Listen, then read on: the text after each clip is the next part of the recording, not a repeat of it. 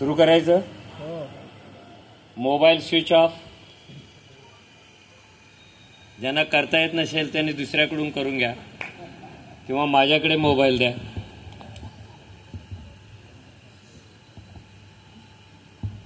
सगळ्यांनी mobile switch off करायचे आहेत आणि आपण आपल्या मनाशी ठरवायचं वर्षातून एखादा तास तरी आपण विचारांसाठी मोबाईल शिवाय जगू शकतो. इतकं गुलामी नको आहे मोबाईलची. आपण मोबाईलचे मालक आहोत, मोबाईल आपला मालक नाही आहे. मोबाईलचा जेव्हा उपयोग करायला पाहिजे तेव्हा नाही करत. एवढे सगळे क्रायसिस तयार होतात. सोशल मीडियावर तुम्ही व्यक्त नाही होत. सोशल मीडियावर काय, मेरी बॉडी देख, मेरी गाडी देख, मेरी बीवी देख, मेरा गार्डन देख, मेरा कुत्ता देख, ह्याच्यासाठी सोशल मीडिया वापरतो. तर नाही, अरे तू असे माझा आवाज जाऊ शकतो. मला माईक खूप वर्षांनी मिळालेला आहे. चंगळवाद आहे माईक मला मिळणं म्हणजे. सगळे आयुष्यातल्या चळवळी विदाऊट माईकच्या केलेल्या आहेत आम्ही. सर्वांना जय भीम, जय संविधान. कुणाचाही फोन आला तर पहिले 2 शब्द म्हणायचे. काय म्हणणार? जय भीम, जय संविधान. तर काय झाले का उल्हासनगरला? कोमातून वगैरे आलाय का तुम्ही? हॅलो फोन आला की काय म्हणायचं? जय भीम, जय संविधान. बाकी काही नाही म्हटलं तरी चालेल. या 2 गोष्टीमध्ये सगळं जग सामावलेलं आहे. जर जय संविधान म्हणाला नाही तर पुन्हा 2000 वर्षापूर्वीचे गुलाम व्हाल. कुणाला गुलाम व्हायचा हात वर करा. जर व्हायचं नसेल तर जय संविधान, जय भीम. वा, धन्यवाद. पुढे येऊन बैस. हे पुढे तुला बघू दे मला जरा. पुढे येतो. आणि काही गोष्टी सिन्सिअरली करा. काही गोष्टी सिन्सिअरली करा. जय संविधान, जय भीम. येस. जय भगवान गौतम बुद्ध. हा, उत्तम कांबळे म्हण ना. जय गौतम बुद्ध.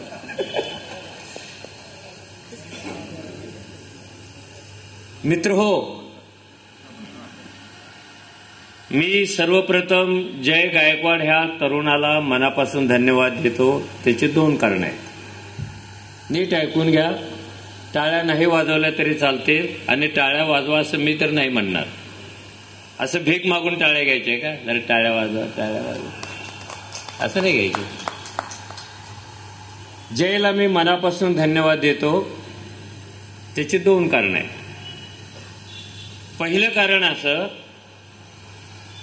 की एकेकाळी महाराष्ट्रामध्ये फुले शाहू आंबेडकर संयुक्त जयंती महोत्सव खूप ठिकाणी खूप मोठ्या प्रमाणात होत असे. हळूहळू तो कमी होत गेला. संयुक्त जयंती उत्सव कमी झाला आणि व्यक्तिगत जयंती उत्सव वाढत गेला. बाबासाहेबांची वेगळी जयंती, फुल्यांची वेगळी जयंती, अण्णाभाऊंची जयंती वेगळी, शाहू महाराजांची जयंती वेगळी. ह्या महाराजांचं, महापुरुषांचं विभाजन होत असल्याचा हंगाम आपल्याकडे सुरू आहे. सोडून द्या अर्थ, सोडून द्यायचा ना, सोडून द्या. सोडून तिकडे बघायचं नाही, नाहीतर ते आपल्याकडे बघतात. मी जरा सिरियसली बोलतोय. महापुरुषांचं विभाजन होण्याचा काळ आता सुरू आहे आणि अशा काळात महापुरुषांच्या एकीकरणाच्या सभा समारंभांना त्यांनी सुरुवात केलेली आहे. म्हणून एक वेगळं पाऊल टाकणाऱ्या जयला मी धन्यवाद देतो, अभिनंदन करतो. आता तुम्ही म्हणणार हे मी कसं बोलतोय? कारण आपल्याला काहीच लोकांना उद्योग नसला तर ते पुरावे मागतात. विश्वास नाही ठेवत. पुरावा काय सांगा? आता जय पण असंच करत असेल कोर्टात. पुरावा दाखवा. सूर्य पूर्वेला उगवतो, पुरावा काय? नाही, ते न्यायालयात पुरावा महत्वाचा आहे. अरे पूर्वेला उगवतो ना, दॅट डझंट मॅटर. पुरावा काय? 1920ला कोल्हापूरचे राजे छत्रपती शाहू महाराज यांनी फक्त आणि फक्त डॉक्टर बाबासाहेबांचं नेतृत्व समाजासमोर पहिल्यांदा आणण्यासाठी माणगाव परिषद घेतली. तोपर्यंत बाबासाहेब कोण कुणाला माहितीच नव्हते. त्यांचा टाइम्स ऑफ इंडियामध्ये एक लेख प्रसिद्ध झाला होता, पण तोही टोपण नावाने, वन महार एक महार या नावाने. बाबासाहेब हे नावच माहिती नव्हतं, आंबेडकर हे नावच माहिती नव्हतं. पण शाहू महाराजांना माहिती होती की एक महाराजा अस्पृश्याचा पोरगा लंडनमध्ये जाऊन अभ्यास करून आलेला आहे. तो साऊथ बरो कमिशनर साक्ष द्यायला जाणार आहे. तो टाइम्स ऑफ इंडियामध्ये त्यांनी लेख लिहिलेला आहे, तो महाराजांनी वाचलेला आहे. म्हणून शाहू महाराज पहिल्यांदा स्वतः बाबासाहेबांच्या झोपडपट्टीतल्या घरात गेले, त्यांचं अभिनंदन केलं आणि आपला आवाज उठवण्यासाठी तुम्ही मूकनायक वर्तमानपत्र चालू करा म्हणून रोख देणगी दिली ती शाहू महाराज. आणि 1920ला माणगाव परिषद घेतली. माणगाव परिषदेला विरोध करणाऱ्या ब्राह्मणांनी इंग्रजांच्याकडे खूप तक्रारी केल्या. हे इंग्रजांच्या काळातले संस्थानिक आहेत आणि सामाजिक कलह वाढवणाऱ्या परिषदा ते घेत आहेत. बघा बघा, माणगाव परिषद घेतली, महारामांगांना बोलवलं, चांबारांना बोलवलं. म्हणून महाराजांनी ठरवलं की त्या परिषदेला आपण प्रमुख पाहुणे निमंत्रित म्हणून ऑफिशियली हजर राहायचं नाही. कुठेही पत्रिकेत त्यांचं नाव नाही. आणि परिषद चालू झाली तेव्हा शिकाऱ्यांचा वेश घातलेले शाहू महाराज असं गर्दीतून चालत चालत स्टेजकडे आले. इतिहास नीट समजून घ्या.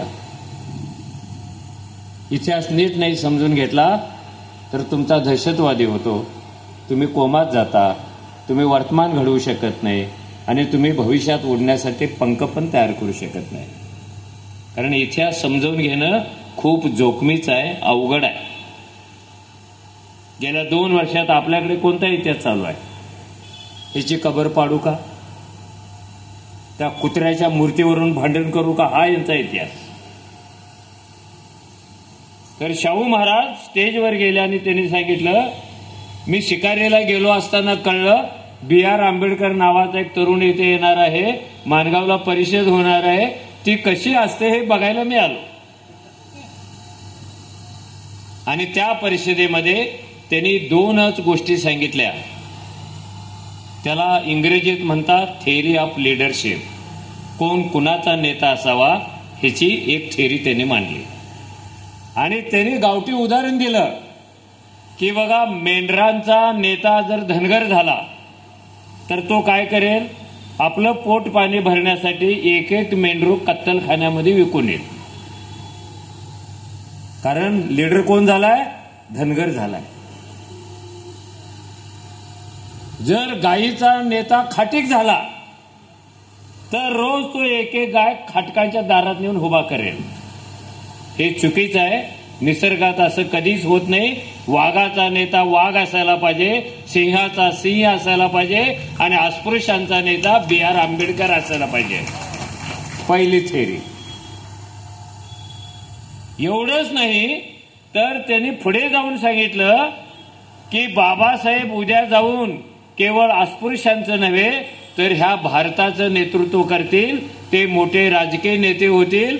त्यांनी पक्ष काढावा आणि त्यांच्या पक्षात एक सेवक म्हणून मला पण सामावून घ्यावं असे सांगणारे शाहू महाराज. महापुरुषांची नाती कशी असतात? परिषद संपल्यानंतर त्या परिषदेतले ठराव बाबासाहेबांनी वाचून दाखवले. 14 ठराव होते. आणि त्यातला दुसरा ठराव काय होता, जो बाबासाहेबांनी आपल्या हातातून लिहिलेला आहे. हे जय भीम म्हणून सातत्याने छातीवर हात पिटून घेणाऱ्या लोकांनी आणि सगळ्यात सच्च्या जय भीमवाल्यांनी पण लक्षात ठेवायला पाहिजे. आता मी जे सांगतोय ते, मी अमित शाह सारखं म्हणालो नाही हे जय भीम कोण आहे. मी जर दिल्लीत असतो तर त्या बच्चनचा डायलॉग मारला असता, साले अपने बाप को नहीं पहचानते क्या?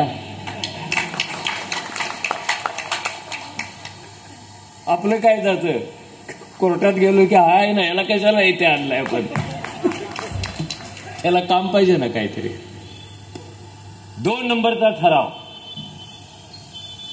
त्या ठरावाची भाषा अशी आहे, करवीर संस्थानातील अस्पृश्यांच्या मुक्तीसाठी सातत्याने प्रयत्न करणारे, अस्पृश्यता नष्ट करणारे, अस्पृश्यांसाठी राखीव जागा ठेवणाऱ्या राजश्री श्रीमंत छत्रपती शाहू महाराज यांची जयंती महार मांग चांभार अस्पृश्यांनी दरवर्षी दिवाळीच्या सणासारखी साजरी करावी. आता बोट वर करून सांगा किती वेळा केली जयंती, किती वेळा केली?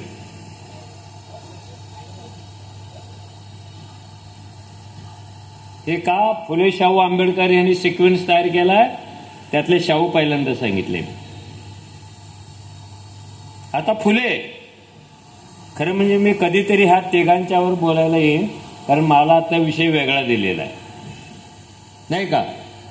हा विषय सोडून भरकटला असं तुम्ही म्हणता कामा नये.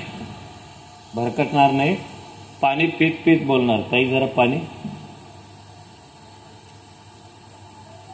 ह्या पाण्यावर पण बोलणार आहे नंतर, अगोदर पिणार मग बोलणार.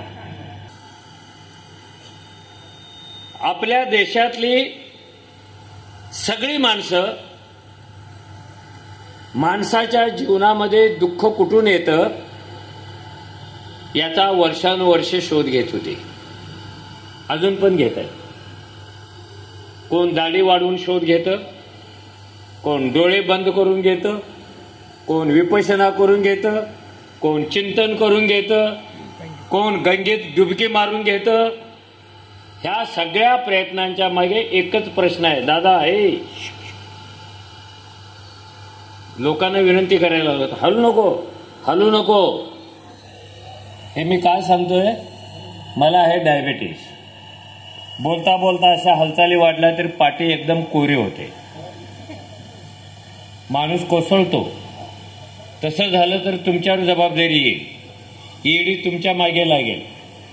याला कोणी बेशुद्ध केलं, म्हणून जरा शांततेचं सहकार्य करायचं आहे.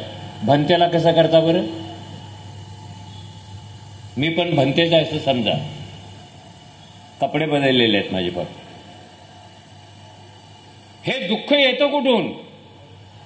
दुःखाचं कारण काय, दुःखाचं गर्भाशय काय? आणि वर्षानुवर्षे आपल्याला सांगत आलेले आहेत, या दुःखाचा जन्म पूर्वजन्मातून, पुनर्जन्मातून, स्वर्गातून, नरकातून, पापातून, पुण्यातून, जातीतून, अशा अनंत ठिकाणाहून माणसाच्या वाट्याला दुःख येतं. त्याचं भगवान गौतम बुद्धांनी उत्तर दिलं होतं. हे पृथ्वीच्या पाठीवर मानवी जीवनात येणारे दुःख कोणत्याही स्वर्गातून येत नाही, नरकातून येत नाही, पाप पुण्यातून येत नाही. दुःख जन्माला येण्याचं एकमेव ठिकाण आहे म्हणजे माणसाची तृष्णा. त्याला आपण 4 आर्य सत्य म्हणतो. बुद्धानंतर 2000 वर्षांनी महात्मा फुल्यांनी हीच थेरी मांडली, ज्यांना बाबासाहेब आपले एक महागुरु म्हणत होते. हे का फुले येतात तिथे? नावांची यादी वाढवायची म्हणून फुले आलेत का? हे एक जैविक कनेक्शन आहे, हे एक वैचारिक कनेक्शन आहे, हे एक ऐतिहासिक कनेक्शन आहे. आणि असा एक सुंदर गोप आहे ना, 3 फुलांचा, 4 फुलांचा, त्यातली सगळी फुलं वेगळ्या वेगळ्या रंगाची असली तरी सुद्धा आपल्या गळ्यात येतात तेव्हा एक रूप, एक सुगंध, एक गंध दाखवत असतात. म्हणून फुले शाहू आंबेडकर आहेत. फुल्यांनी काय केलं? फुल्यांनी दुःखाचं कारण सांगण्यासाठी 4च ओळी लिहिल्या. विद्येविना मती गेली. मती म्हणजे काय? विचार. मती गुंग झाली म्हणतो की नाही आपण. मती म्हणजे विचार. विद्येविना मती गेली, मती विना गती गेली, गती विना नीती गेली, नीती विना वित्त गेले. एवढे सारे अनर्थ एका अविद्येने केले. काय दुःखाचं कारण आहे? ज्याच्याकडे अविद्या आहे त्याचं जगणं दुःखाने भरणार आहे. त्या महात्मा फुल्यांना मी अभिवादन करतो. मित्रांनो, तुम्हाला सर्वांनाच माहिती आहे, हा भारत नावाचा देश कधीही ज्ञानावर चालला नाही, कधीही पायावर किंवा डोक्यावर पण चालला नाही, कधीही विचारावर पण चालला नाही. तर तो चालत कशावर होता? सटवीने कपाळामाग लिहिलेल्या भविष्यावर चालत होता.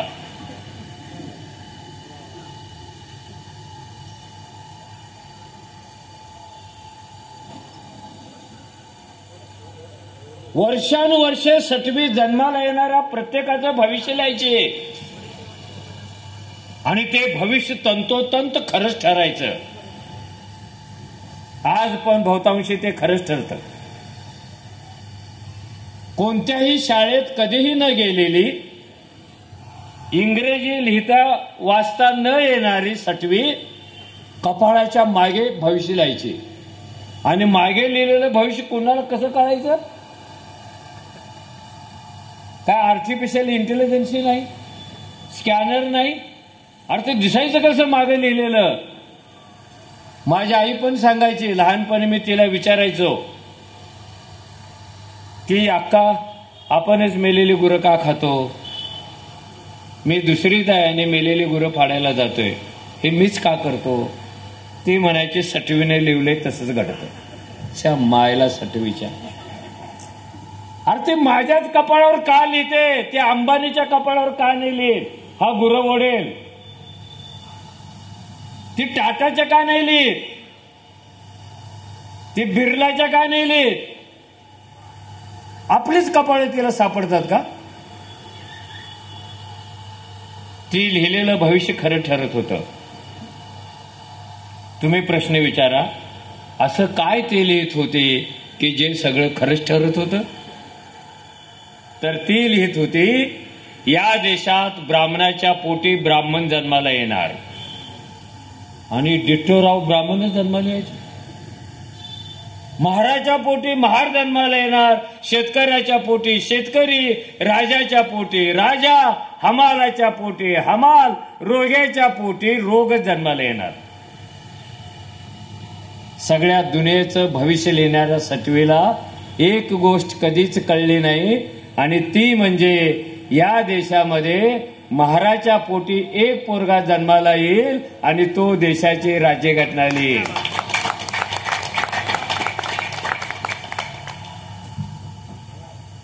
सटवीला कधीच कळलं नाही. याचा अर्थ काय?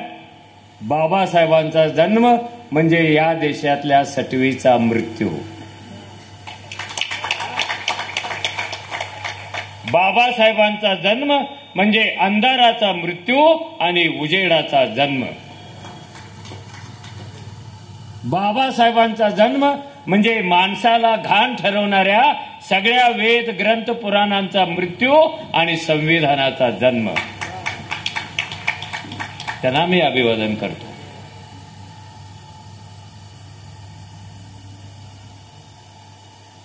बाबासाहेब हे जगातले सगळ्यात मोठे लोकशाहीवादी होते.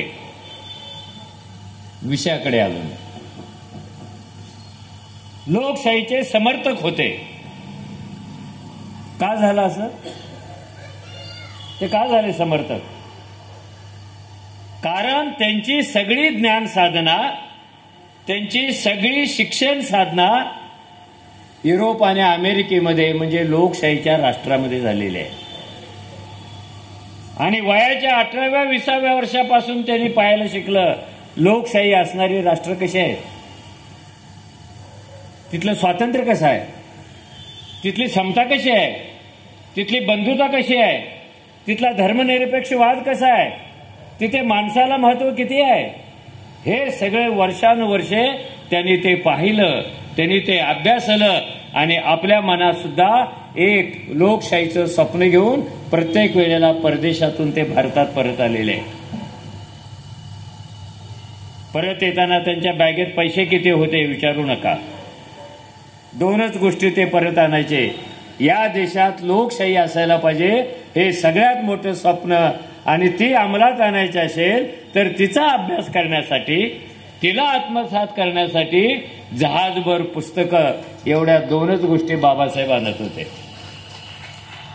आणि आपण बायकोला लुगडं, मेहुणीला जरा जास्त चांगलं लुगडं, सासूला पैठणी, काय काय घेऊन येतो पैठणी आपण परदेशातून आल्यानंतर. आणि हा एकमेव महापुरुष की भारतात येताना असं कुठेही चरित्रात त्यांच्या सापडत नाही. त्यांनी एक वस्तू विकत घेतली बायकोसाठी, बापासाठी, भावासाठी, पण त्यांच्या मनामध्ये स्वातंत्र्य, समता, बंधुता आणि लोकशाहीची स्वप्न इतकी मोठी होती की जगात त्याची कोणी किंमतच करू शकत नव्हतं. हे विचार तिकडून येत होते. आयुष्यात पहिल्यांदा साऊथ बरो कमिशन समोर साथ देताना त्यांनी लोकशाहीची व्याख्या करायचा प्रयत्न केला. त्याच्या अगोदर अब्राहम लिंकननी पण केली होती. By the people, for the people, of the people. लोकांची, लोकांसाठी, लोकांनी. बाबासाहेबांनी ती व्याख्या थोडी क्रॉस केली. ते म्हणाले नुसती लोकांची लोकशाही याला काहीच अर्थ नाही आहे, थोडा अर्थ आहे. लोकशाही लोकांची असते मान्यता आहे, पण लोकशाही तेव्हा चांगली असते जेव्हा चांगल्या लायकीचे लोक असतात. नुसतंच लोक लोक म्हणायचं नाही. ते लोक नालायक असतील तर, ते लोक गुलाम असतील तर, ते लोक व्यसनी असतील तर, ते लोक गुन्हेगार असतील तर हे कोणती लोकशाही स्थापन करणार आहे? त्यामुळे लोक, त्यांचं शील काय? मतदाराला पण चारित्र्य असतं ना. बुद्धाचं शील. आता ते आपण कोंबडीच्या तंगडीवर आणि बाटलीवर, दारूवर विकून टाकल्यामुळं आपल्यालाच कळत नाही हे शील क्या होता है भैया. 10 वेळा नमो बुद्धाय सुद्धा म्हणून आपल्याला कळत नाही हे कॅरेक्टर क्या होता है भैया. कुठं आहे शील? कसलं बोंबलाचं काय आलंय? शीलवान नागरिक, शीलवान नागरिकांसाठी शीलवान लोकशाही तयार करतात, ती बाबासाहेबांना पाहिजे होती. Citizens, voters having character, for the characteristic people having character democracy. आपण कधी विचारच नाही केला. आपण नुसतं म्हणतो ना, मी मगाशी जयशी बोलत होतो, आम्ही भाषण करणारे लोक तरी खूप चालू लोक आहोत. 4 टाळ्या घ्यायच्या असतील ना तर बाबासाहेब असं म्हणाले, बाबासाहेब तसं म्हणाले, बाबासाहेबांनी मनूचा कोतळाच काढला, बाबासाहेबांनी पाणीच पेटवलं. फक्त पोवाडे गातो आपण. पोवाडे गाऊन कधी महापुरुष समजावून घेता येत नाही, तर विचारांचा जागर करून महापुरुष समजून घेता येतो.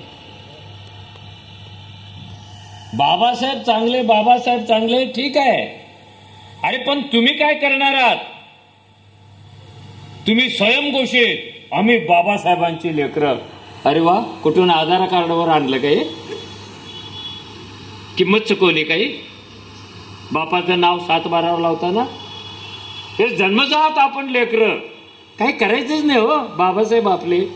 मग कोण रक्ताचं नातं सांगतं, कोण तत्वाचं सांगतं, कोण सत्तेचं सांगतं, कोण कशाचं सांगतं, आणि हे सगळे स्वयंघोषित बाबासाहेबांची लेकरं. बाबासाहेबांचं लेकरू होणं आनंददायी आहे, पण ती एक मोठी जोखीम पण आहे, एक रिस्क आहे.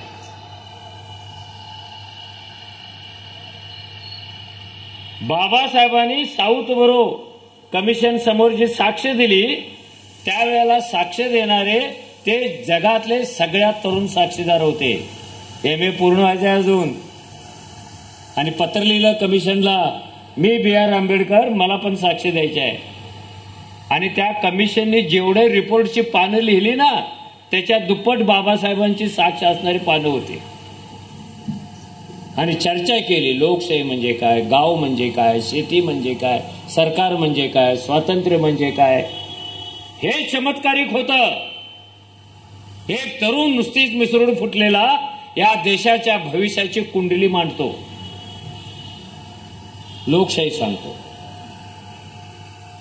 नुसतंच लोकप्रतिनिधी असून चालत नाहीत. ते जर हरामजादे असतील,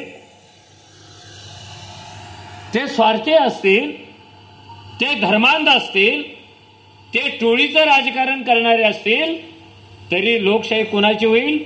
टोळीवाल्यांची लोकशाही होईल. आता काय आहे, 4 टोळ्या एकत्र आल्या, कोणाच्या भावना दुखवणार नाहीत ना? हा, हात वर करा. दुखवणार आहेत कोणाच्या? कारण आता फक्त भावना स्वस्त झालेल्या आहेत. एक के ऊपर एक फ्री मिळतात सेलमध्ये. बाकी काही स्वस्त नाही. आता भावना स्वस्त आहेत. टोळ्या आहेत, पक्ष नाहीत आता. ते सांगत होता जे एवढे पक्ष तेवढे पक्ष. मी त्याला हात जोडून विनंती करेन, जुन्या पक्षांचं ऐक्य व्हावं अशी भाषा तू कधीच करू नकोस. कारण हे अपघाताने फुटलेले नाही. हे अजाणतेपणे फुटलेले नाही आहेत. त्यांनी फुटायचं, पुन्हा फुटायचं, पुन्हा फुटायचं असा निश्चय केलेला आहे, म्हणून ते फुटत आहे. आणि त्यांचं आपण ऐक्य करायला चाललो. ते हसतात राव मनातल्या मनात. त्यातले 4 नेते मी त्यांना तरुणपणापासून पाहतो. माझ्या सावलीत ते बरेच दिवस होते. हे खाजगीत सांगू नये, पण तरी मी सांगितलं. ते हसतात, अरे तू काय राव लपडं लावतो, ऐक्य झालं पाहिजे, ऐक्य झालं. मरायचंय का आम्हाला? अरे ऐक्य झालं की मरतो ना माणूस राव. एकच अध्यक्ष राहतो, बाकी अध्यक्ष मरतात. एकच सेक्रेटरी राहतो, बाकी सेक्रेटरी मरतात. एकालाच बार्गेनिंग करता येतं, दुसऱ्याला राज्यसभा मागताच येत नाही. दुसऱ्याला राज्यसभेत जाऊन चारोळ्या म्हणताच येत नाही. येडेत का हे एक व्हायला? So don't try for unity of these leaders. ते ठरवून बेकीचं राजकारण करायला गेलेले आहेत. मग काय करायचं? पर्याय द्यायचा. चांगला माणूस पर्याय देतो. हे वाईट, हे वाईट, हे वाईट, okay, then what is good? हे करू नको, हे करू नको, हे करू नको. करायचं काय मग? करायचं काय? ह्याचं नाव पर्याय आहे. तो पर्याय त्यांनी द्यायचा प्रयत्न करायचा. आणि लोकांनी फक्त तरुणांच्या मागच आता थांबावं. हे आमच्यासारखे म्हातारे कोतारे आहेत ना, ज्यांचं चालणंच बंद झालंय, त्याने आगाऊपणा करू नये. आता आपल्या आपल्या घरट्यामध्ये पेन्शन खात बसावं आरामात. अरे ज्याचं चालणं बंद झालंय तो प्रवास करणाऱ्याला सांगायला लागलाय, इकडून जा, तिकडून जा. अरे तू कशाला सांगतो? तू कधी गेलाच नाही समृद्धी मार्गावर आणि इथे बसून भाषण देतो का? तिथे 200 मीटर पर्यंत टॉयलेटच नाही. भाऊ, कुछ बोलो मत, कुछ करो भी मत, कुछ सुनो भी मत. हे जे जवान पोरं आहेत ना, त्यांच्या पाठीमागं तुम्ही तुमच्या आयुष्यातलं संचित आणि पुण्य घेऊन खंबीरपणे उभा राहा, कारण त्यातून पर्याय जन्माला येणार आहे. So back to Babasaheb. लोकप्रतिनिधी तेव्हा चांगला असतो जेव्हा त्याला निवडून देणारे लोक चांगले असतात. आणि लोक तेव्हा चांगले असतात जेव्हा त्यांना घडवणारे नेते चांगले असतात. घडवतं कोण लोकांना? विचारवंत, कार्यकर्ते, तरुण नेते, म्हातारे नेते हे समाजाची जडणघडण करत असतात. त्यामुळे लोकांना पहिल्यांदा घडवा. आणि लोकांना घडवणं म्हणजे काय? जे लोक, जसं सांगितलं किरणने, 7,500 जातीमध्ये बाटले गेलेले आहेत, वाटले गेलेले आहेत. हे बाटले शब्द लय पॉप्युलर झाला म्हणून तो माझ्या पण ओटावर आला. बटेंगे तो कटेंगे. अरे बटायचं काय? अरे तुम्ही 3,000 पासून बटलेले आहात ना. निवडणुकीचं काय घेऊन बसला राव? 3,000 वर्षापासून इथल्या माणसाचे 7,500 तुकडे झालेले आहेत आणि अजून ते तुकडे जुळत नाहीत आणि जोडणारा फेविकॉल अजून जन्माला यायचा आहे. आता तर जातवार लोकगणना आहे. सगळे लोक छाती फुगून सांगतील, यस मी ह्या जातीचा, मी जय भीम, मी महात्मा फुले, मी महात्मा गांधी, मी अण्णाभाऊ, मी सावळीराम, मी अमुक, अशा जाती मिरवत नेतील ना, काय सांगायची गोष्टच नाहीये.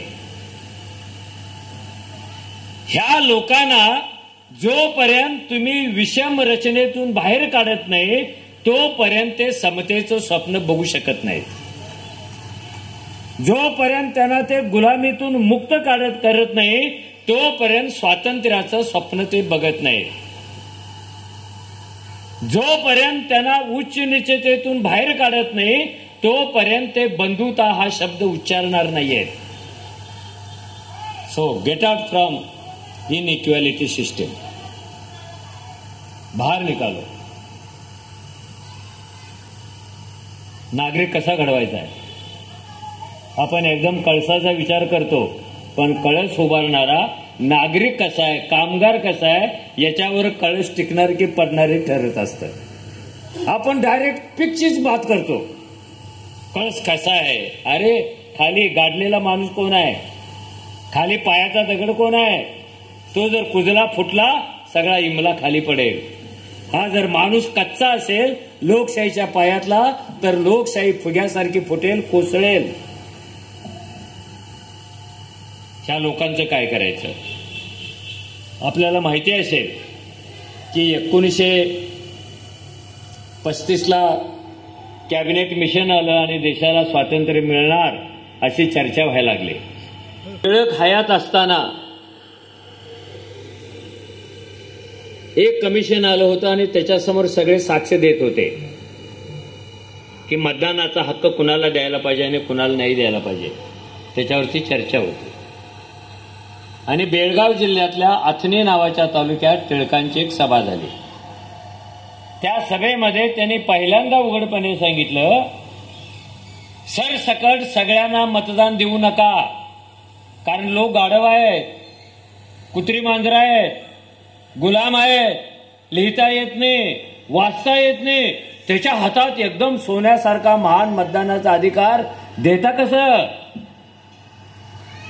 चर्चा पुढे चालली. काही जण म्हणालं त्याला मतदानाचा अधिकार द्या जो कमीत कमी 4थी शिकलेला आहे, त्याला मतदानाचा अधिकार द्या त्याला महिन्याला 7 रुपये पगार आहे, त्याला मतदानाचा अधिकार द्या ज्याच्याकडे 10-12 एकर बागायत शेती आहे, त्याला मतदानाचा अधिकार द्या तो विशिष्ट टॅक्स भरतो, त्याला मतदानाचा अधिकार द्या तो व्यापारी आहे. चर्चा चालू राहिली आणि टिळकाने भाषण केलं, शेतकऱ्याला मतदानाचा अधिकार देऊन पार्लमेंटमध्ये काय नांगर मारायचा आहे का, देऊ नका त्याला मतदानाचा अधिकार.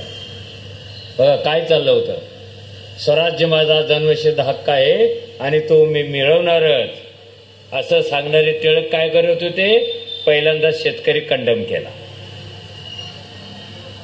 मग व्यापारी कंडम केला, वाहण्याला पाठवून तिथे काय तराजू घेऊन बसायचं आहे का, वाणी कंडम. आणि ज्याला लिहिता वाचताच येत नाही त्याला तर अजिबात पाठवू नका, त्याला काही कळणारच नाहीये.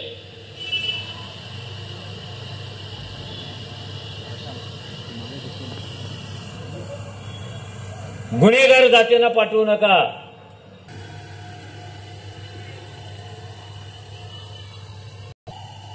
आणि त्यांनी सांगितलं की हे लोकमान्य टिळक हे महार मांग अस्पृश्य आणि गुन्हेगार जातीची विटंबना करतायत, त्यांच्या विरुद्ध खटला भरा.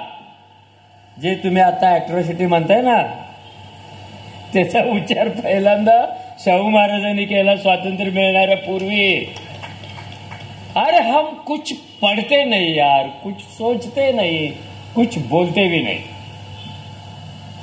आणि बाबासाहेबांना इंग्लंडला जायचं होतं पुढच्या अभ्यासासाठी. बाबासाहेबांनी शाहू महाराजांना पत्र पाठवलं, मी आता परदेशात आलेलो आहे आणि मला वाटतं की आपल्या समोरची आव्हानं वेगळी आहेत, प्रश्न वेगळे आहेत, संघर्ष वेगळे आहे. आपण लोकमान्य टिळकांच्या नादाला लागून हे आपलं नुकसान कशाला करून घ्यायचं. आणि ते म्हणेल ते होणार आहे का? आपण नाही आहोत का? आणि जेव्हा आपण नाही आहोत का याचं उत्तर काय आलं? जेव्हा राज्यघटना लिहायला सुरुवात झाली. राज्यघटना लिहिण्याची सुरुवात कशी होते? डायरेक्ट कलम नाही लिहित. पहिल्यांदा राज्यघटनेची उद्देशिका लिहिली जाते. प्रियांबल म्हणतो आपण. प्रियांबल का लिहिलं जातं? प्रियांबल म्हणजे राज्यघटनेचा आत्मा आहे आणि आत्म्याच्या भोवती तयार केलेलं शरीर म्हणजे संविधानाचा आराखडा आहे. आपण इतके भारी ना, आता आपण संविधानाची पूजाच करायला लागलो. लय बेकार काम होतं. अरे या देशात 33 कोटी देवांची फ्रेम आहेत काचेत बसवलेली, पण एक पण देव 33 कोटी वर्षात आपल्या मदतीला आला नाही. त्या रांगेत आता तुम्ही फ्रेम नेऊन बसवायला लागला प्रियांबलची. आणि सरकारला तर हे पाहिजेच आहे. सरकारला आंधळे भक्त खूप आवडतात आणि प्रश्न विचारणारे लोक व्यवस्थेला नको असतात. जो प्रश्न विचारतो तो राष्ट्रद्रोही, तो का म्हणतो धर्मद्रोही, तो प्रश्न विचारतो अब्रुनुसांचा खटला. व्यवस्थेला शानी माणसं नको असतात आणि बाबासाहेब याच्या उलट करत होते. तळातला पासून वरपर्यंत फक्त माणसं शानी करत होते. शाने व्हा, प्रश्न विचारा. शाने व्हा, आव्हान द्या. शाने व्हा, संघर्ष करा. शाने व्हा, राष्ट्राच्या सत्तेमध्ये वाटा मागा. शाने व्हा, पार्लमेंटवर निवडून जा. शाने व्हा, आपली आपली कुंडली मांडा. हे टोटल उलट आहे. काही राज्यकर्ते लोकांना आंधळे कसं बनवता येईल याचे विचार करतात आणि बाबासाहेब रात्रंदिवस लोकांना फक्त डोळे उघडायला सांगत होते आणि बाकीचे डोळे मिटायला सांगतात. आता पण तेच चाललंय. अनेक महागुरू आहेत. आर्ट ऑफ लिव्हिंग शिकवतो कुणी. मी म्हणतो आर्ट ऑफ डाईंग का नाही शिकवत? अरे बुद्धाचं तत्वज्ञान आहे ना हे. ज्याला मरण कळत नाही त्याला जगणं मरेपर्यंत कळत नाही.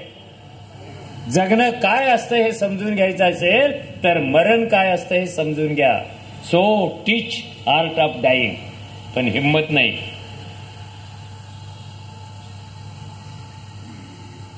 प्रियांबलची जेव्हा रचना चालू झाली तेव्हा दोन गोष्टी घडल्या. मी कंपॅरिझन करत चाललोय. ते काय होतं आता काय आहे. दोन गोष्टी घडल्या. पहिली गोष्ट, घटना समितीने असं ठरवलं की आपली राज्यघटना कुणाला अर्पण करावी याविषयी लोकांचं मत पण आजमावून घेऊ. असं वाटायला नको कुणीतरी घटना समिती येते आणि हुकुमशाही पद्धतीनं आपली मतं लादून लोकांच्या कपाळी राज्यघटना लादते असं म्हणायला नको. म्हणून लोकांना त्याने आवाहन केलं, लोक हो, आपली राज्यघटना कशी असावी, ती कुणाला अर्पण करावी, तुम्हाला काय वाटतं लिहून पाठवा. 1-2 नव्हे तर 7,000 लोकांनी पत्र लिहून राज्यघटना समितीकडे पाठवलेले आहेत आणि राज्यघटना समितीने 7,000 लोकांना हातानं लिहून उत्तर पाठवलेलं आहे. चला काय राज्यकर्ते होते आणि आताचे काय आहेत बघा. अडतोस.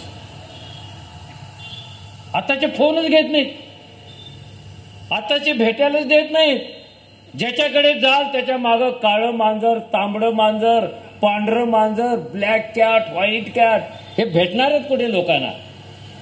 आणि आता तर आर्टिफिशियल इंटेलिजन्स आल्यामुळं जर मला वाटलं उत्तम कांबळेची ती सभा होणार आहे आणि आत्तासारखी कमी गर्दी नको आहे, मला 2 लाख लोक पाहिजे. मी AI वापरून 2 लाख आभासी लोक समोर तयार करू शकतो आणि मग बंधू भगिनीनो भाषण करू शकतो. त्यांना लोकांची गरज कुठे आहे? यांना कुठे लोकांची गरज? हे चालले राव. ह्याला 100 रुपये दे मत विकत घे, त्याला कोंबडा दे मत विकत घे, त्याला नगरसेवक पद दे मत विकत घे, त्याला बाटली दे मत विकत घे, हिला लाडकी बहीण म्हण, हान तिच्या मतावर हल्ला.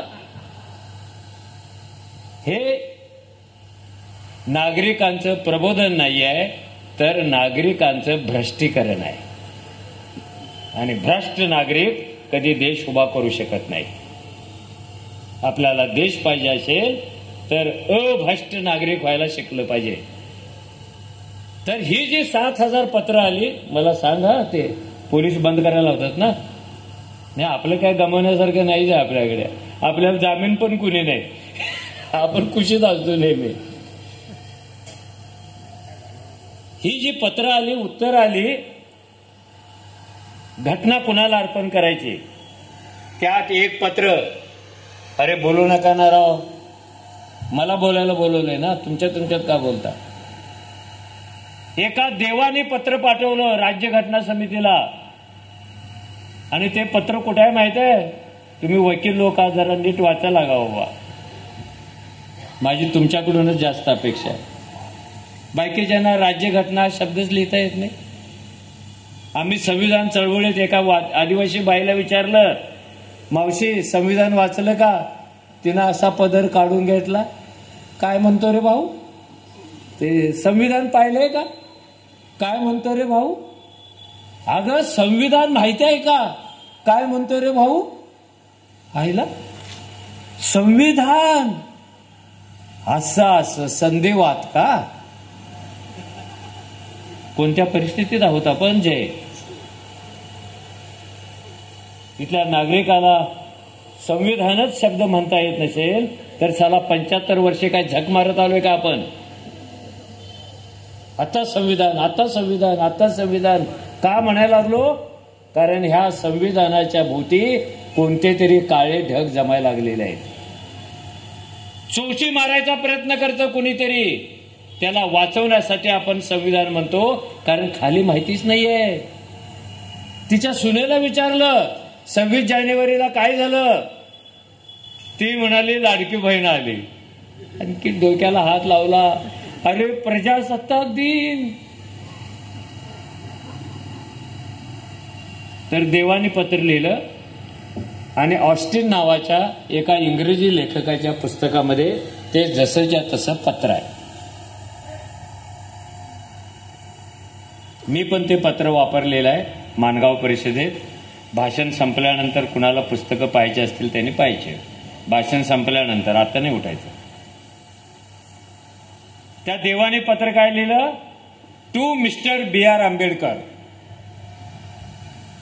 आता आपण आंबेडकरवादी लोक जे आहोत ना, ते आपण टाळ्या घेताना कशी कशी वाक्य वापरतो माहिती आहे का?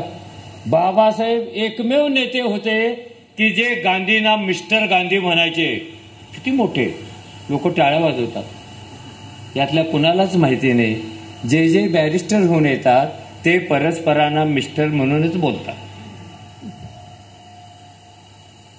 मग ते पण मिस्टर आंबेडकरच म्हणायचे ना, मिस्टर नेहरू. अरे त्यांचे एक लिंग्विस्टिक आहे, ते मिस्टर म्हणायचे. मिस्टर जिना, नामदार जिना म्हटलं का कुणी? नामदार गांधी म्हटलं का? म्हटलंय? माझ्या बाजूने बोलत राहा. म्हटलंय का? नाही म्हटलं. To mister B.R. Ambedkar. As you know, तुम्हाला माहिती आहे, ही पृथ्वी आणि हा देश देवाने बनवलेला आहे. इथे प्रत्येक गोष्टीवर देवाची सत्ता आहे. या देशाला स्वातंत्र्य मिळावं आणि त्यासाठी चळवळ व्हावी ही देवाचीच इच्छा होती. 150 वर्षानंतर इंग्रजांनी इथून जावं, देवाचीच इच्छा होती. सो मिस्टर आंबेडकर, इथे देवाच्या परवानगीशिवाय काहीच चालत नाही. कारण माणूस मर्त आहे आणि माणूस जन्माला काय येतो? त्याला स्वर्गात जाण्याचा एक रस्ता म्हणजे हे माणसाचं जीवन पासिंग स्टेशन आहे आणि जंक्शन स्वर्ग आहे. त्यामुळे जन्माला आलेली प्रत्येक माणशी, देवा मला स्वर्गात नाही, देवा मला फुग्यात बसून स्वर्गात नाही, देवा मला विमानात बसून स्वर्गात नाही. आणि खरोखरच मी तुम्हाला विचारलं कबीराप्रमाणे, कबीर म्हणाला एक दिवस संध्याकाळी, बाबासाहेबांचे महागुरु, कबीराची जयंती करतो का? करायला पाहिजे. अरे बाबासाहेब ज्यांना महागुरु मानतात आणि स्वतः विद्यार्थी होतात, तो महागुरु किती हिमालय एवढा असला पाहिजे, आणि ज्याचा गुरु हिमालय एवढा असतो तो विद्यार्थी डबल हिमालय एवढा असतो. कशी रिलेशनशिप आहे. तो म्हणाला गावातून सकाळी, सुनो सुनो सुनो भाइयों, मैं स्वर्ग की ओर चला हूं, जिसको स्वर्ग चाहिए मेरे पीछे पीछे आ जाओ. सगळं गाव त्याच्या मागे जायला लागलं, आणि गावाच्या बाहेर गेल्यानंतर तो थांबला. अभी स्वर्ग में जाने का टाइम हुआ है, और आपको पता है जिसको स्वर्ग में जाना होता है उसको ही मरना होता है. कारण मेल्याशिवाय स्वर्ग मिळत नाही ना. लोक मागच्या मागे घरात काय पागल आहे कबीर, या आईला स्वर्गात जायचं म्हणतोय तर मरा म्हणून सांगतोय आपल्याला. तर ही राज्यघटना देवाला अर्पण करा. युअर सिन्सिअरली, देवाची सही आहे.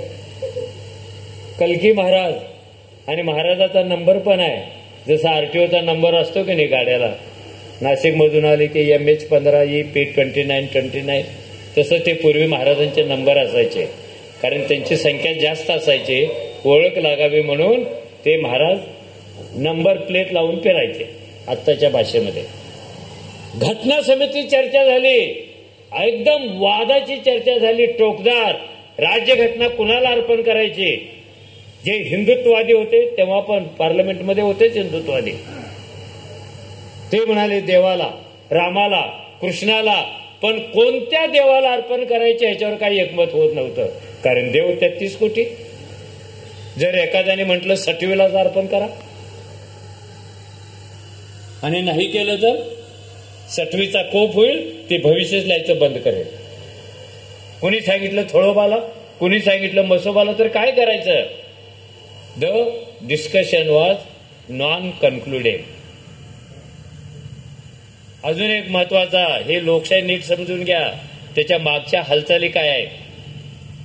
बाबासाहेबांचं संविधान लेखनाची कामं चालू असताना महात्मा गांधींचा एक पट्टशिष्य, त्याचं नाव अग्रवाल, त्याने एक तयार राज्यघटनाच नेली बाबासाहेबांच्याकडे, बाइंडिंग केलेली एवढी मोठी राज्यघटना, आणि वर टायटल लिहिलं होतं गांधीयन कॉन्स्टिट्यूशन ऑफ इंडिया, भारताची गांधीवादी राज्यघटना. बाबासाहेब असं चालत होते, चालता चालता म्हणाले, by the way Agrawal, mister Agrawal, तुमच्या राज्यघटनेचा केंद्रबिंदू काय आहे?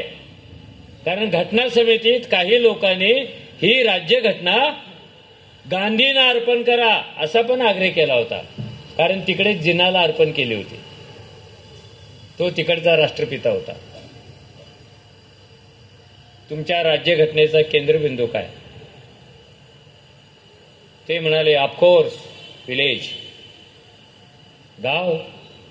बापूंना गाव किती प्यार आहे, आणि ते गावांसाठी स्वराज्य आणणार आहेत.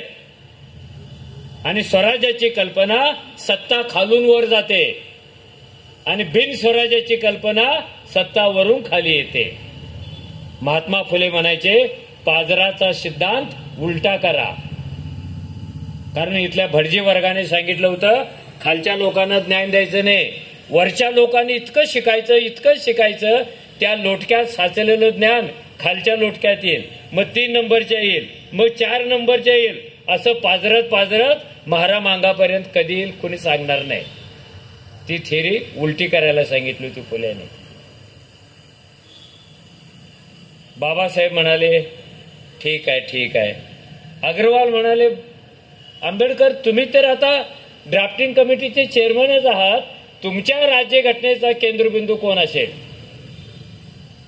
बाबासाहेब हसल्याने म्हणाले, एक लक्षात घे, मी काय माझ्या राज्यघटनेचा केंद्रबिंदू खेड करणार नाही. Do you know Agrawal what village is? माहिती आहे अग्रवाल खेड तुम्हाला काय? जिथे देशातल्या सगळ्या जाती रोज जन्माला येतात त्याचं नाव खेड असतं. जिथे स्त्री पुरुष विषमता टोकाला पोचलेली असते ते खेड असतं. जिथे शेतकऱ्याच्या बांधावरून रोज देवांचा जन्म होतो ते खेड असतं. जिथे रोज रोग येतो आणि माणसं अन्न औषध करून मरतात ते खेड आहे. जिथे एक माणूस दुसऱ्या माणसाच्या सावलीला घाबरतो, ती नाकारतो, ते खेडं असतं Agrawal. And by the way, सगळ्या विषमतेचं गर्भाशय असतं खेडं अग्रवाल. त्या विषमतेला मी माझी राज्यघटना केंद्रित करू, कुणाला अर्पण करणार? ही चर्चा का होत होती? कारण जगातल्या अनेक देशांनी आपापली राज्यघटना कुणी राजाला अर्पण केलेली आहे, फ्रान्सची, इंग्लंडची राणीला अर्पण केलेली आहे, कुणाची राज्यघटना स्वर्गातल्या देवाला अर्पण केलेली आहे, कुणाची देवानी पाठवलेल्या दूताला केलेली आहे, कुणाची सरदाराला केलेली आहे. बाबासाहेब म्हणाले खंबीर आवाजामध्ये त्या समितीमध्ये, मी माझी राज्यघटना ना देवाला, ना देवीला, ना आत्म्याला, ना दूताला, ना राजाला, ना राणीला अर्पण करणार नाही, तर या देशात जन्माला आलेल्या सगळ्या फाटक्या तुटक्या माणसाला मी माझी राज्यघटना अर्पण करणार. मी त्या लोकांना राज्यघटनेचा मालक बनवणार आणि नायकही तोच बनवणार. म्हणून प्रियांबलची सुरुवात होते, आम्ही भारताचे लोक. आला का राजा तिथे? आली का राणी तिथे? कुणी येत नाही, माणूस येतो, माणूस. आणि हा माणूसच त्या प्रियांबलमध्ये म्हणतो, आम्ही भारताचे लोक, आमच्यासाठी असं असं देणारी, असं असं करणारी, याची हमी देणारी राज्यघटना तयार करत आहोत आणि ती आम्हीच आम्हाला अर्पण करत आहोत. अरे एक सुंदर कविता वाटावी असं ते प्रियांबल आहे. लोक, जे उद्या लोक येणार आहेत, जी उद्या धर्मनिरपेक्षता येणार आहे, त्याचं प्रतिबिंब ह्या राज्यघटनेच्या प्रियांबलमध्ये आपल्याला दिसत असतं.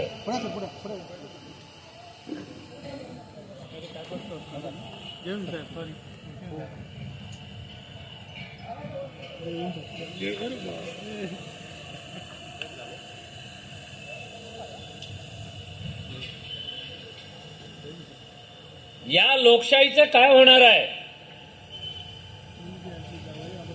ह्याची चिंता कॅबिनेट मिशन पासूनच सुरू होती अनेकांच्या मध्ये, की ह्या देशाला लोकशाही बनवावं की नाही बनवावं, या देशाला समाजवादी बनवावं की नाही बनवावं.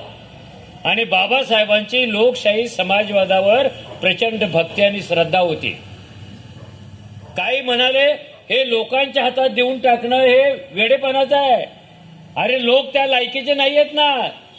हे आंधळे, हे पांगळे, हे बहिरे, हे जातीतले, हे धर्मातले, हे धर्मांध, हे मूल तत्ववादी, या सगळ्यांच्या हातात लोकशाही देऊन कसं चालेल? बाबासाहेब म्हणाले लोकांच्यावर विश्वास टाकून त्याच्या हातात देश घडवण्याचं शस्त्र दिलं तर तो त्या शस्त्राचा नीट जपून वापर करतो आणि देश घडवून दाखवतो. कारण देश ही त्याची गरज आहे, आपली नाही आहे.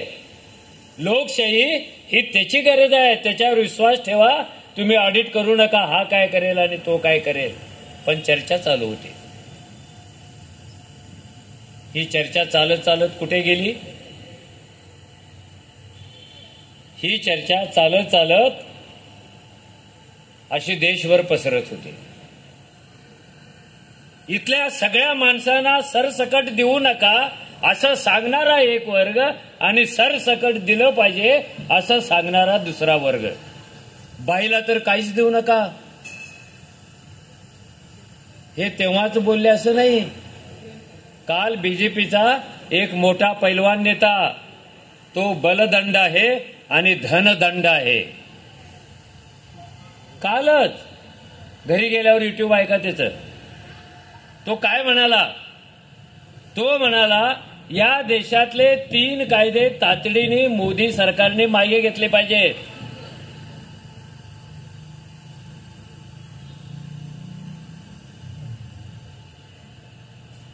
राग आलाय का माझा?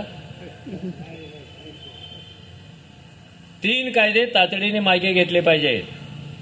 कायदा नंबर 1 जो वकिलांच्या दृष्टीने खूप महत्वाचा आहे, त्यांनी उद्या पत्रक बित्र काढून त्याचा निषेध करावा.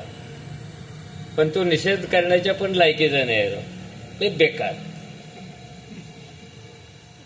त्याचं नाव पण घेऊ नये वोटावर. मी नाव घेतच नाही, कारण नाव घेतलं की राष्ट्रद्रोह. कारण त्याला दुसरं कारणच नाही. 3 कायदे रद्द करा.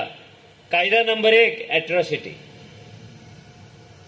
त्याच्यामुळं अस्पृश्य दलित माजलेले आहेत, ते त्याचा व्यवसायासारखा हत्यारासारखा वापर करायला लागले. त्याच्यामुळे जाती जाती तेढ वाढायला लागलेली आहे. देशाचा वेळ, न्यायालयाचा वेळ, संपत्ती खूप खर्च होते. त्यामुळे तो कायदा रद्द करा.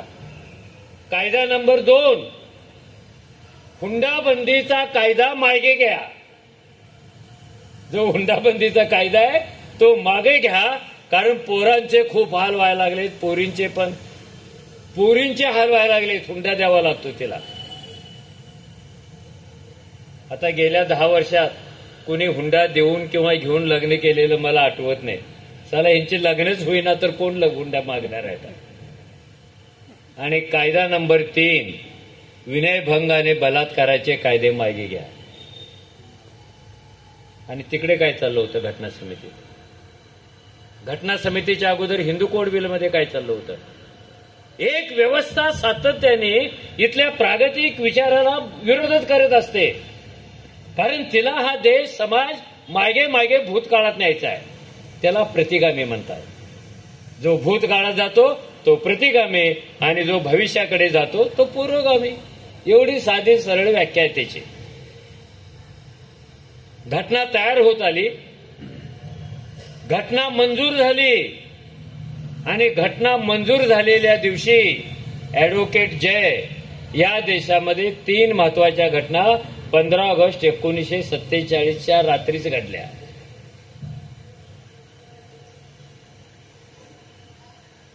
घटना नंबर 1, या देशाचे पहिले पंतप्रधान जवाहरलाल नेहरू रात्री 12च्या पुढे दिल्लीतल्या लाल किल्ल्यावर राहून स्वतंत्र झालेल्या अर्भकासारखा वाटणाऱ्या भारताच्या भविष्याची टिप्पणी करत होते. त्यांच्या भाषण जगातलं एक सुंदर भाषण मानलं जातं.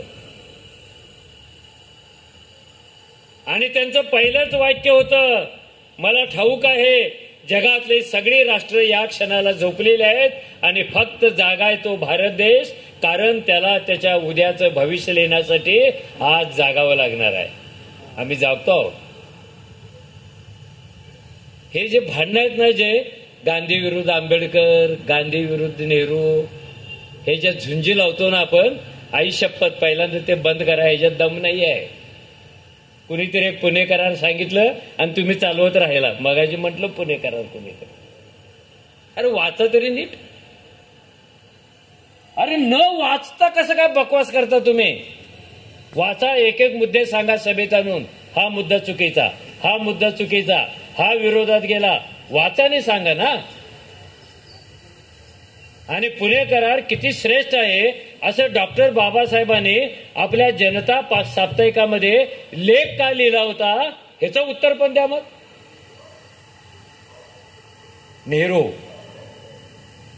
नेहरूवर कधीतरी स्वतंत्र भाषण द्यायला मिळेल. मला काय कोणाच्या झुंजी लावायच्या नाहीये, कारण महात्मा फुल्याने एक अखंड सांगितलंय. हे मी अधूनमधून तिन्ही महापुरुषांच्याकडे चाललोय, कारण तू संयुक्त केला, आता मी काय करणार त्याला? हे काय करतात लोक? हे 4 ओळी त्यांच्या अखंडाच्या आहेत. जगा माझी धर्म अगणित होते. अगणित म्हणजे मोजता येणार नाही तेवढे. जगा माझी धर्म अगणित होती, लढाया खेळती रेड्या परी. परस्परात रेड्यासारखं झुंजायला लागतं. आणि पुढे काय होतं याच्यामध्ये? रेडा धरणारे प्राणाशी मुक्ती. जे रेडा धरतात असं जोरानं, त्याच्याच पोटामध्ये रेडा शिंग खुपसतो, ते मरतात आणि रेड्याचे मालक नेहमी जिवंत राहतात. ह्या लढाया बंद करा. घटना नंबर 2, 15 ऑगस्ट 1947 रात्री 12:30ची वेळ. स्थळ पुणे, ठिकाण शनिवारवाडा. एक समूह विशिष्ट ड्रेस घातलेला, विशिष्ट टोप्या परिधान केलेला, घोषणा देत शनिवार वाड्यावर येतो. त्यांची एक छोटीशी सभा होते. त्या सभेत राजकुमारासारखे दिसणाऱ्या एका तरुणाचं 1 ते 1.5 मिनिटाचं भाषण होतं. तो तरुण म्हणतो, हे जे स्वातंत्र्य आज जाहीर केलेलं आहे ते स्वातंत्र्य नसून आमची फसवणूक आहे. आमचं स्वातंत्र्य अफगाण, श्रीलंका, ब्रह्मदेश इथेपर्यंत जातं आणि त्याने आमच्या वाट्याला भूगोलाचा एक तुकडा फेकला आणि स्वातंत्र्य मिळालं असं सांगितलं. आम्ही ते मान्य नाही करणार. ज्यांनी हे केलं त्या नेहरूंना आणि गांधींना मी धडा शिकवल्याशिवाय राहणार नाही. मी अशी प्रतिज्ञा करतो की मी त्यांना धडा शिकवेन. प्रतिज्ञा झाली 15 August 1947. September, October, November, December, जानेवारी, 30 जानेवारी 1948ला दिल्लीत प्रार्थनेच्या वेळेला महात्मा गांधींची हत्या झाली. कुणी केली ती? मी म्हणालो का? मी नाही म्हणालो. ते असंच विनोदात समजून घ्या. घटना नंबर 3, राज्य पश्चिम बंगाल. कारण पूर्व बंगाल तुटून पाकिस्तानमध्ये गेलं आणि पश्चिम बंगालमध्ये या पृथ्वीच्या पाठीवर कधीही झाली नसेल इतकी धार्मिक दंगल तुफान चालू होती. माणसाचा एक एक अवयव तोडून मारत होते, मुंडकी कापत होते, आतडी बाहेर काढत होते, डोळे बाहेर काढत होते, मेंदू फेकून देत होते आणि 10 पावलं चाललं ना रक्ताचे ओढे दिसायचे. कुणालाच प्रश्न पडला नाही. जे भारताचे राष्ट्रपिता होते ते 15 ऑगस्टच्या रात्री झेंडा फडकवायला लाल किल्ल्यावर कुठे दिसले का नाहीत? महात्मा गांधी होते का लाल किल्ल्यावर? So where was Gandhi? त्या रक्ताच्या थारोळ्यातून पाय चुकवत चुकवत असे दोन्ही हात जोडून एक अपंग वाटावा, दुर्बल वाटावा असा माणूस, भाई साहब बंद करो, भाई साहब बंद करो, मुझे मारो, ये बंद करो. फिरत होता, फिरत फिरत तो त्याच्या झोपडीमध्ये आला. शांत त्या कुडाच्या झोपडीला पाठ टेकून तो बसला. लोकांना कळलं की गांधीने आयुष्यातली सगळ्यात मोठा घोषणा केली की मी माझ्या आयुष्यातलं शेवटचं आणि लवकरात लवकर येणारं मरण येणारं उपोषण करणार आहे, कारण मी हे नाही पाहू शकत. गांधी बोलणार म्हणजे करणारच. अशा झुंडीच्या झुंडी माणसाच्या यायला लागल्या, पाय पडायला लागला. बापूजी पाया पडतो, माफी मागतो, हे तुम्ही उपोषण करू नका. ते म्हणाले का नको करू? हे सगळं पाहिल्यानंतर जिवंत राहण्याचा मला काय अधिकार आहे? मला जीव आहे आणि त्यांना जीव नव्हता का? मी कुणाचं ऐकणार नाही. मग ते म्हणाले गांधीजी आम्ही तुम्हाला लेखी देतो, गॅरंटी देतो, तुम्ही उपोषणाची घोषणा मागे घ्या, आम्ही दंगल बंद करतो. करके आओ. एकामेकाच्या पाया पडायला लागले लोक, मिठा मारायला लागले, एकामेकाची भक्तिगीतं म्हणायला लागले, प्रार्थना म्हणायला लागले, ला इलाहा इल्लल्लाह म्हणाले, हरे राम म्हणायला लागले. दंगल शांत झाली. पुन्हा शिष्टमंडळ आलं आणि गांधीने उत्तर दिलं, हे स्वातंत्र्य असं असतं, हे जर मला लवकर कळलं असतं तर असलं थर्ड क्लास स्वातंत्र्य मी मागितलंच नसतं. कसं काय मागेन? धर्म धर्मावर तुटून पडलाय, माणूस माणसावर तुटून पडलाय, जाती जातीवर तुटून पडले, प्रदेश प्रदेशावर तुटून पडलाय, संस्कृती संस्कृतीवर तुटून पडली आहे. असं कसं मागेन मी? अरे हम तो स्वराज की तरफ निकले हैं. वो स्वराज जिथे प्रारंभ मध्य आणि शेवट तिथला सामान्य माणूस असतो. तिथे अशा बनवेगिरीच्या निवडणुका होत नाहीत. गावातल्या 5 लोकांनी 1 सदस्य, 10 सदस्यांनी 1 पंच, 10 पंचांनी 1 तालुका पंचायत समिती, 10 पंचायत समितीने 1 झेडपी, 10 झेडपीने 1 आमदार, 10 आमदारांनी 1 मंत्री, 10 मंत्र्यांनी 1 खासदार, अशी ती खालून वरची कमान असेल.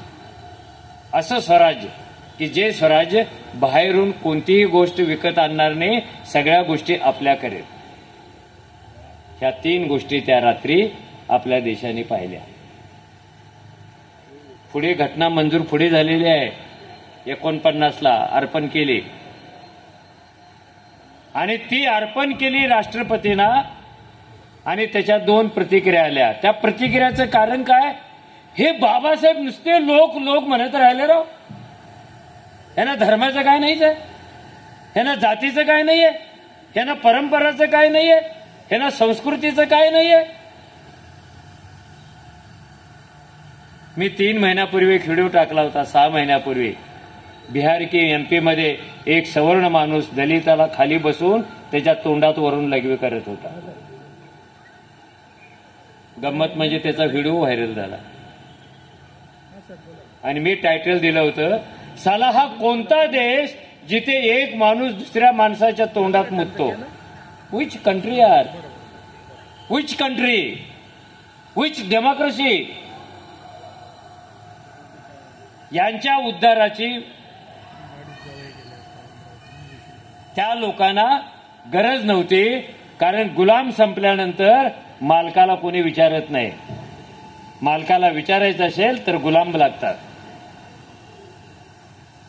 2 प्रतिक्रिया आल्या.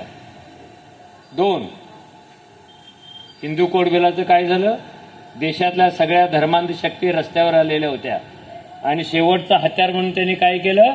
बायकांचा मोर्चा पाठवला बाबासाहेबांच्या ऑफिसवर. जसं फुल्यांच्या सिनेमात झालं. फुल्यांच्या सिनेमातला भटजी शब्द काढा, बटू काढा म्हणून कोण मोर्चा काढला होता? बायकांनी काढला होता. का बटू म्हणायचं नाही? भावना दुखवतात राव. ठीक आहे, मान्य करू. जर बटू म्हटल्यामुळे तुमच्या भावना दुखवत असतील तर अंगावर शेण खाणाऱ्या सावित्री माईच्या भावना किती दुखवल्या असतील? आम्ही काय इमोशनलेस लोक आहोत का? दगड आहोत का आम्ही? भावना शून्य आहोत का आम्ही? काहीच नाही काय दुखत आमचं, तुमचंच दुखतं. भटजी म्हटलं की दुखणार, म्हारड्या म्हटलं की नाही दुखणार, बटू म्हटलं की दुखणार आणि एका साध्वीच्या अंगावर शेण टाकल्यानंतर काहीच दुखणार नाही. अरे कौन सी डेमोक्रेसी चल रही यार? कौन सी डेमोक्रेसी? जी डेमोक्रेसी धर्मनिरपेक्षतेचा झेंडा फडकवते त्याच डेमोक्रेसीमध्ये आपला कारभारी भगवी वस्त्र घालून पार्लमेंटमध्ये जातो. हे कौन सा सेक्युलरिझम आहे? कौन सी डेमोक्रेसी आहे? गुहेत जाऊन तपश्चर्या करायला बसतो, उपवास करून यज्ञ घालतो, देवाधर्माच्या घोषणा देत पार्लमेंटमध्ये घुसता. And nobody is asking to them. This is devil's majority. त्यांचे कोण विचारत नसतील, आपल्यानी तर विचारायला पाहिजे ना. त्यांनी कुठे विचारलं? त्यांना बोलायला परवानगी दिली तर ते उठणार आणि सभागृह नुसतं उठले की हसायला लागणार. जणू काय आता टॅक्स फ्री मनोरंजनाचा कार्यक्रमच आहे. काय भाषण करणार ते? तुम्हारे पास लालू है तो हमारे पास आलू है. अरे काय विटंबना आहे लोकशाहीची राव. कधी सोशल मीडियावर एक शब्द टाकला आपण, आपली तर लायकी कुठे आहे? आपल्याला कुठे डेमोक्रेसी कळली? आपल्याला डेमोक्रेसी दिली लायकी नसताना. टिळकांचं म्हणणं खोडून त्यांच्या विरोधात जाऊन जो जो जन्माला आला 15 ऑगस्टच्या रात्री, त्या संविधान मंजुराच्या रात्री, तो देशाचा नागरिक झालेला आहे. लायकी नाही विचारली. म्हणून आपण गेली काही वर्षे हे पाहत आलो. अनेक दिवस सीमेवर चालणारं शेतकऱ्याचं आंदोलन मोडते ती कोणती लोकशाही आहे? 4 वर्षे मणिपूर जळत असताना सुद्धा तिथे कारभारी जात नाही, कोणती लोकशाही आहे? गुजरातमध्ये एवढं हत्याकांड होतं, कोणती लोकशाही आहे? कुणी कविता लिहिली? काश्मीरवर कुणी लिहिली? मी पण लावले आणि ती त्याची जबाबदारी आहे, माझी काय नाही. ज्यांनी घोंगडं आणलं त्याला विचारतील लोक. घोंगडा आणणाऱ्याला विचारतो. शेवटचा मुद्दा मित्र हो, मी काही सुरुवातीलाच म्हणालो, मी हात जोडतो, माझ्या भाषणाला टाळ्या नका वाजवू, कारण टाळ्या घेणारे हे भाषण नाही आहे. मला बोलताना पण त्रास होतो, तुम्हाला ऐकताना पण त्रास होत असेल की कोणत्या सिच्युएशन मधून आपण चाललेलो आहोत. ये कहां जा रहे हैं रास्ते, इसका लोकेशन क्या है, डेस्टिनेशन क्या है, कहां निकल रही है गाड़ी. गाडीवर बोर्डच नाही, मुंबई पंजाब बोर्डच नाही, गाडी निघालेली आहे. हे काही झालं तरी आपण धर्मात धर्मात धर्मात धर्मात. आणि 4 महिन्यापूर्वी फेब्रुवारीमध्ये या देशातल्या सनातन संस्थांनी एक समांतर राज्यघटना लिहिलेली आहे आणि त्याच्यामध्ये स्वच्छ सांगितलंय वर्ण व्यवस्था टिकू आणि जाती संपू. त्याच्यात स्पष्ट सांगितलेलं आहे जे मुस्लिम आहेत, जे ख्रिस्ती आहेत, ते सब स्टँडर्ड सिटीजन असतील त्यांना मतदानाचा अधिकार मिळणार नाही. एक कौन से डेमोक्रेसी देख रहे हैं, अंधेरा तो हाही आहे. उगीच फसायचं काही कारण नाहीये. म्हणून बाबासाहेबांनी सांगितलेली शेवटची गोष्ट त्यांनी सांगितलं 50चं भाषण वगैरे. आपण पोलिसांना सांगू 2च मिनिटं उशीर झाल्या, मी भरभर सांगत जात होते. बाबासाहेब म्हणाले पार्लमेंटमधलं भाषण आहे, हे काही चौक सभेतलं नाही आहे. पार्लमेंटला श्वास सुद्धा रेकॉर्ड होतो. तुम्ही शिंकला की रेकॉर्ड होतं. तुमचा स्वल्पविराम, तुमचा पूर्णविराम आणि उद्याच्या इतिहासात तयार होणारी माणसं त्याचा वर्षानुवर्ष अभ्यास करत असतात. ते आलू आणि लालू नाही लक्षात ठेवत, हे लक्षात ठेवतात. ते म्हणाले लोक हो पार्लमेंटमधलं की लोकशाही नावाच्या देवीसाठी आपण एक मंदिर बांधलं. त्या मंदिरामध्ये लोकशाहीची मूर्ती ठेवण्यासाठी गर्भगृह तयार केलं. ती मूर्ती एका मिरवणुकीनं आपण घेऊन निघालो होतो आणि मिरवणूक जवळ आल्यानंतर मंदिराजवळच्या एका माणसाने सांगितलं सावधान, मिरवणूक जिथे देवीला बसवायचं आहे, जिथे देवीची प्राण प्रतिष्ठा करायची आहे, तिथे अगोदरच एक शैतान जाऊन बसलेला आहे. अरे मग उठवा ना त्याला, ओरडा जोरडात, भाग जाओ, चले जाओ, बाहेर आ जाओ. शैतान ऐकतच नव्हता. अरे मग फटाके वाजून बघा, शैतान ऐकलाच नाही. धनगरी ढोल वाजून बघा, शैतान ऐकलाच नाही. दगड मारून बघा, शैतान ऐकेच ना. बाबासाहेब म्हणाले शैतान बाहेर काढण्याचे मार्ग सगळे जेव्हा बंद होतात तेव्हा एकच मार्ग राहतो, ती वास्तू स्फोट करून उडवून लावणं, नवीन मंदिर बांधणं, नवीन जागा तयार करणं. मला वाटतं की बाबासाहेबांनी मोठ्या उद्वेगाने हे सांगितलं होतं. तो शैतान येणारच नाही आणि तिथे स्फोट करावाच लागणार नाही. अशा पद्धतीची लोकशाही जपण्याची जबाबदारी तुमची, माझी, सर्वांचीच आहे. नुसतं जय भीम म्हणू नका, त्याने काही होत नाही. कमिटमेंट असू द्या तुमचं. जय भीम म्हणजे ही कमिटमेंट कुणाची आहे? डायरेक्ट बाबासाहेबांची आहे. जय भीम याचा अर्थ काय? बाबासाहेब तुमच्या मार्गावरून चालतो, बाबासाहेब तुमचं ऐकतो, बाबासाहेब तुमचं वाचतो, असं सांगणं म्हणजे जय भीम. तुम्ही शांतपणे ऐकला, कारण दुसरा मार्गही तुमच्याकडे नव्हता. धन्यवाद. जय भीम, जय संविधान.